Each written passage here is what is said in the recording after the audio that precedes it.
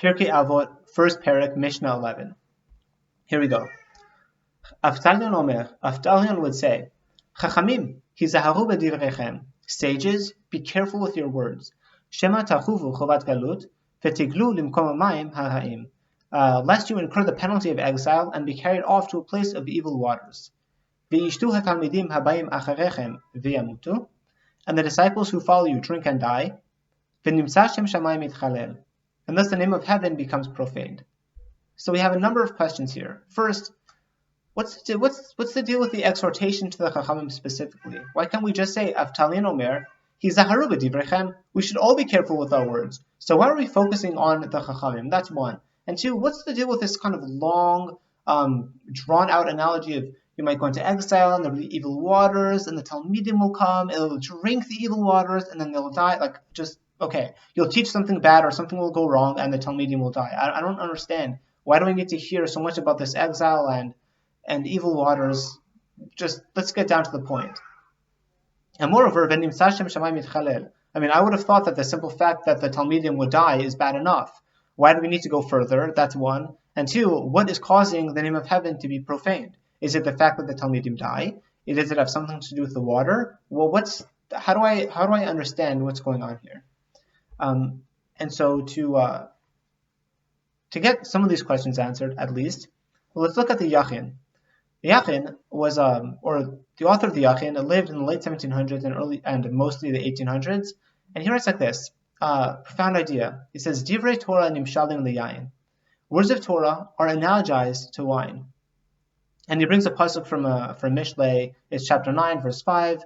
The latter half says, Veshatu beyayin masachti ayin sham. Fine. So that's his proof. Divrei Torah are analogized to wine. V'advarim shebahem yasbiru ha'inyanim ha'amukim.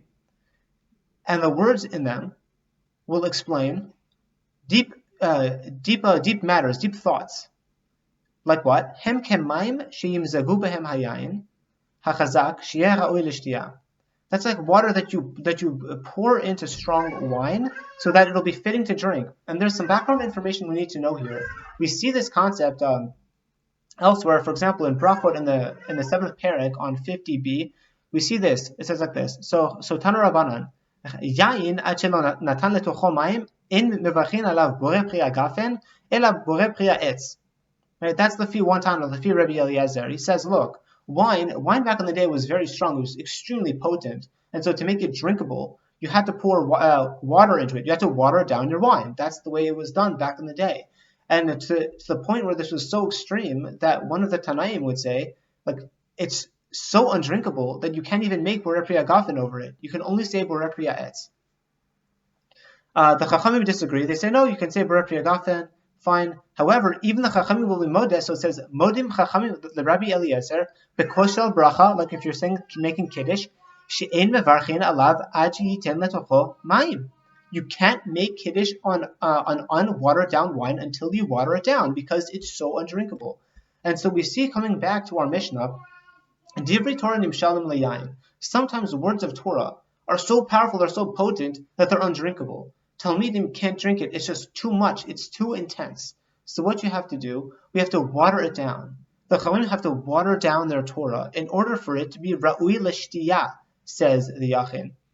And therefore, lachen, hizhir pol lerabotem shel Yisrael. And therefore, this is coming to caution, to warn, to advise the Rebbeim of Israel, the teachers of Israel. Shizaharu milomar milta demishtama letrei ape. They have to be careful from saying something that will be understood in two different ways. It can be understood in two different ways. Why? Shema tigli lemakom shapikochset goveret. Because maybe it'll go to a place where heresy, where improper teachings, improper thoughts are the norm, right? Where they are the overpowering norm. Because what's going to happen? The wine will become poisoned. Because now they'll come to explain your words, what you're teaching, in a way that actually tilts more towards heresy, even though you're teaching Torah. And your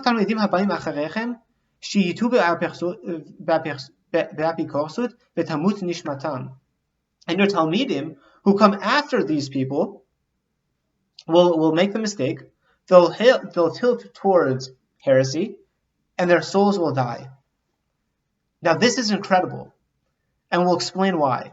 Rabbi Gershenfeld recently was recorded on a rabbi's podcast. It's on YouTube, widely available. He's on Rosh Yeshiva, and he was being asked, like, what's the deal with the Jewish apologetics? People ask questions, they're hard questions. Why don't you give them the real answer instead of kind of giving this much nicer answer? Give them the nice answer is true, but there's a truth that people may not like as much. So Rabbi Gershenfeld said one of his answers was, look, this isn't apologetics, it's correct teaching. Why?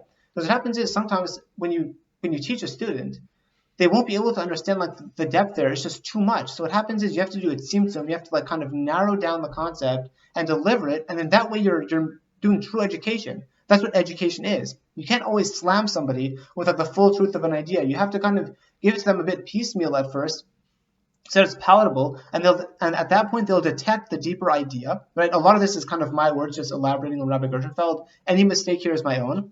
But the idea is you have to kind of do it tzimtzum of the idea. You have to kind of narrow it down, right? Or at least I'll use the term water it down cautiously. It fits into the analogy, which you water down the idea and you deliver it so that the student can then detect the depth there, and it'll appeal to them and it'll kind of draw them closer. And in that way, that's a teacher's job. You can't always hammer down. A bad teacher in school will teach the way they want to teach. They're like, this is the way to be taught. No, the way to teach is first get the students to kind of draw them out a little bit and make them understand piece by piece. And then once you have enough pieces there, now you can deliver the whole picture. But you can't give them the whole picture before they get the pieces or before they're holding there. That's the idea of teaching. And so that's very similarly here. You have Torah. Torah is intense. And it's like, I guess, that pure raw wine. You have to water it down, and that's the Rebbe's job. And what happens is, this mission is teaching us, if you go to a place of bad waters, you're going to use those mayim hara'im, those bad waters, to water down the Torah. And in that way, you're actually giving these people space to make a mistake. That's what's going on here. It's amazing. And so, okay, so fine. So that explains that. But what does it have to do with Shem Shamayim Mitchalel? Why would the name of heaven be profaned? So says the Yachin, ובני העולם יתלו צרחון אלה הגמדים בכם, שיחשבו שמכם לימדו כן, ונמצא שם שמיים מתחלל. So what's he saying? He says, the people who are watching will see that, oh my gosh, look at these Talmidim. They listen to this Rebbe's teaching, and they're dead. And so what happens is people think they learned this teaching that ended up killing them from you. But really it wasn't from you. You were watering down the Torah properly. This is an appropriate way of teaching Torah. However, the problem was with the environment that we're in, that kind of water that you're drawing on, the water itself is improper, and in that way your Torah teachings will become perverted because there are a couple of different ways of learning it. And there's one way which is obviously legitimate, and which is what the Rebbe taught, but there's another possible way that people can err. There's room for error here, and if people in the environment you're in are more prone to err, then they'll take that Torah teaching and completely twist it into something that it was not meant to be. And in that way, Shem Shamayim Mitchalel, because they'll think that really this goes all the way back to the Rebbe, that this is in fact what he was teaching when it was not. That's the word of caution. Very intense and a serious message for teachers. We'll leave it over there, and we'll see you next time.